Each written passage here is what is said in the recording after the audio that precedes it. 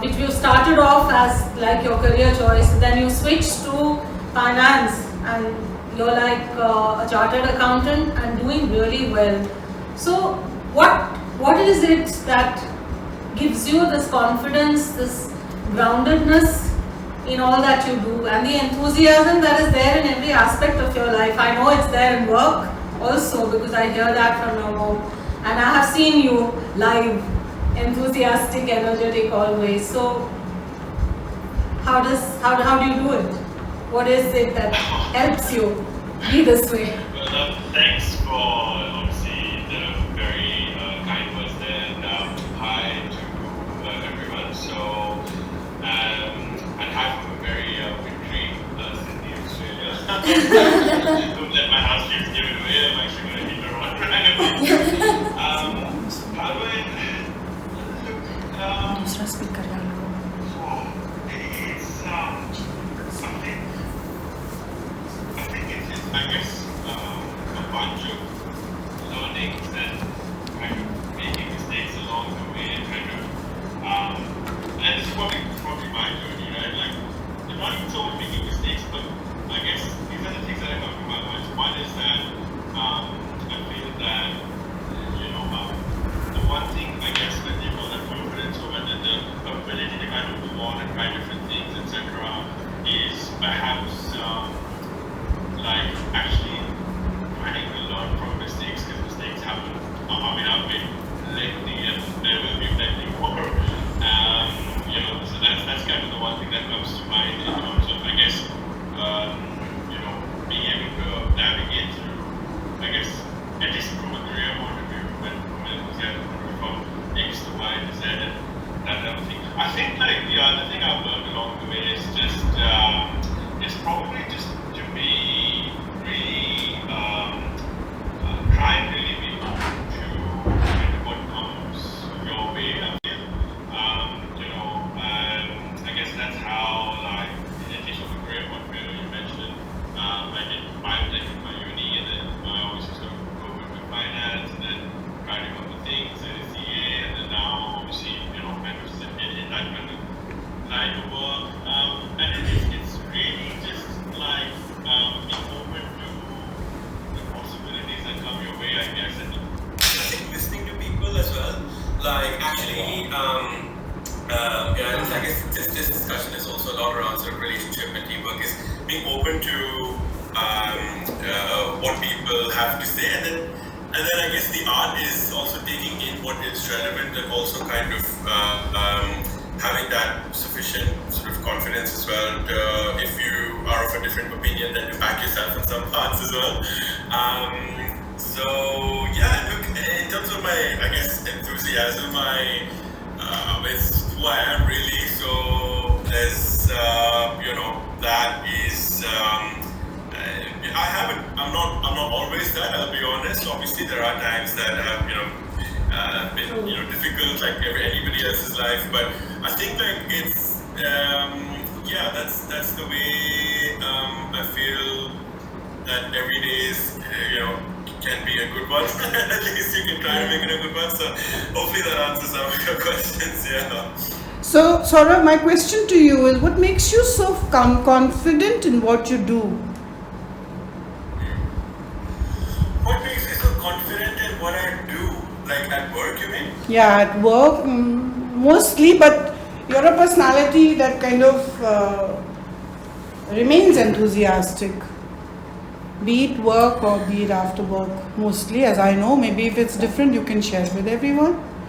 No, I think you know me pretty well, I'd say. But I think, I guess at work, one thing is that it's one of those where, like, I guess what I've learned through the years is to perhaps try and not react instantaneously to everything, where you actually like sort of, if something is happening, if somebody's saying something, or if something is either going your way or not going your way, either way, try and kind of be a little central where you really think about why something is happening, and then perhaps then have a bit of a passion. I feel, and this is again, I mean, I'm not saying I've always done that. I mean, I've Yeah, but it's a you know, good attempt. I've- It's a very good attempt, yes. It's a good attempt. You know that. Yeah. Yeah, so that's probably one thing I guess that gives me confidence. And the other part I guess is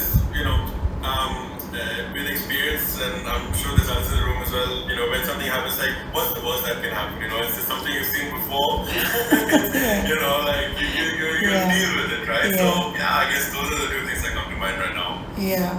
So actually, Saurav left home when he did his plus two, and he moved out of home when in class post his graduation, post his plus two, and he went to Australia and he took his undergrad there, and then he started with biotechnology. He was at that time it had just launched, and then after he went there and he had nearly completed his 3 years. 3 years, right, Saurav? Yeah. 4 years, and then jobs stopped in biotechnology.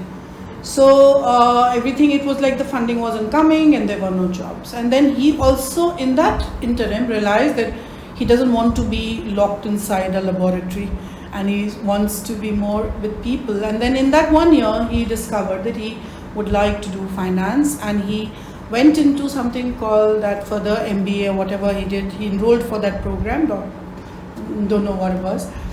And it was a crucial decision for him to switch from one career to the next. It was complete change, right, Saurav? Oh, 100%. And, you know, yeah, it's, I guess, yeah, like at that point, I feel that at various points, and, you know, I might just jump in and say, obviously, at various points, you know, I've heard crucial things from you that have kind of helped me make certain decisions that have, you know, worked out well. And I guess even from a career point of view, at that particular juncture, there was one person at University of Queensland, where I just done my biotech, I wasn't getting anything, and he spoke to me for 10 minutes and he's like, you're not meant to be doing what you're doing. It looks like you really want to just do like something regular and going, you know, he said it like really, like quite bluntly. He's like, you should obviously try and sort of switch lines and do something else, because it doesn't seem that your passion lies here. And I've never really even thought about as my, you know, passion is not a word I've really thought about consciously. I guess maybe subconsciously now there are some things, you know, I'm passionate about. But so yeah, like that was a very key moment, I think, in my life, where I read, you know, that was a changing of tracks, one of a few, and yeah, that kind of led to, you know, in part to. So that was a very hard year for you, because you moved to from one, so it's like you graduated and there was no job. Now the question of living abroad, no income, and to switch over to a completely new profession. Was it easy? Oh, no, it was not. You know, but I mean, I think like also all of us in this room, all the panelists, you know, we've all had these moments in our life where I only know it, so I'm sharing it because it was very tricky. But what I know of it is that that you did come out of it, and then, you know, suddenly it did shift and you did get job offers from the Big Four actually, and that's how your career started. He started in Deloitte and then he moved on to PwC, right? Of course, plenty of challenges, right? There were a lot of challenges. Yeah, no, for sure. I think it just yeah. So I guess that year of obviously, you know, deciding, okay, I'm not getting a job. Do I even like what I do? And you know, like going to, I guess the one major thing also was whether to do a PhD or not. And I have the highest respect for people who do PhDs, because I met a postdoc and I just realized I was within 5 minutes that, you know, sometimes in life when you have these clicks, right? And I just speaking to him, he was so passionate about this, you know, molecular biology or something. Within 5 minutes, 4 or 5 minutes, he's talking to me, and inside I'm just slowly realizing that I absolutely don't want to do this. Biotechnology. Yeah, I was just not meant to.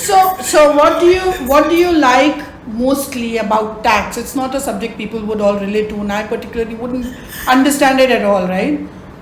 Yeah, but what is it about your profession that enthuses you now? You're such an outdoor person also. Look, I mean, I definitely don't love tax. Honesty is always the best policy. Yeah, so you don't love tax. Okay, guys, reality. I mean, I guess, okay, so what do I like the most? I guess we're coming back to the theme of this discussion. Now, what I like the most is having really good relationships with my clients, with peers as much as possible, and that kind of fulfills your life a little bit. But also, and from a professional point of view, the fact that I do, like everybody in this room who has a number of years of experience in their field, I have 12 years in my field, and that, from a purely corporate business point of view, that can be, when you see like a tangible output of how it is helping a business and your client, I mean, obviously that's quite, rewarding. So, Briefly, will you just tell them what happens when you are able to go through a successful work? Your clients get some money back from the government, right? Yeah, so in layman's terms. I try to keep this short because it is tax. But essentially, I work in a very specific area of tax in Australia and New Zealand, which is helping businesses essentially access extra sort of funding from the government to facilitate them doing more R&D and innovative things, so as to say. So it's kind of consulting with these businesses to either save them, I guess save them in terms of paying less tax, or actually get them cash from the government to help them facilitate, whether it is developing a new app or whether it is developing new biscuit products, new food products, etc. So yeah, that's in a nutshell. So you feel good when your clients are able to get that because of whatever work you do? Yeah, I mean, sometimes obviously it's a little bit of a run of the mill like it is in any profession, but with certain clients in certain industries, you feel it more. You feel like it's more rewarding than other times. But yeah, I enjoy the process. I know it. It's something that that's big. I think I said what I had to. Yeah. Nice.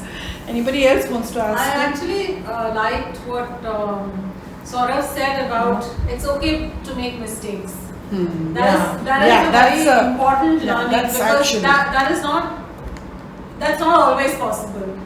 To say that I learned from my mistakes and I can move on from there, and it's not the end of the world if what is the worst thing that can happen? I really, I'm very inspired by what you've said, Saurav, because accepting that one can make mistakes and that it's all right, because we will make mistakes, that is the way to learn, but that it's okay to make mistakes is something that we see very rarely. It wasn't always so, but he's come there. Whatever, you're there. You're there now, Saurav. So it's always a work in progress, but that's true, but you're doing it. So I picked that from what you had shared. So that was important. Yeah, that's meaningful for everyone. Yeah. You don't like making mistakes. Yeah, I don't like making mistakes, and I feel bad about myself. But to say that it's all right, and now what? And take it in your stride. Yeah, to take it in your stride. Yeah, thank you, Saurav.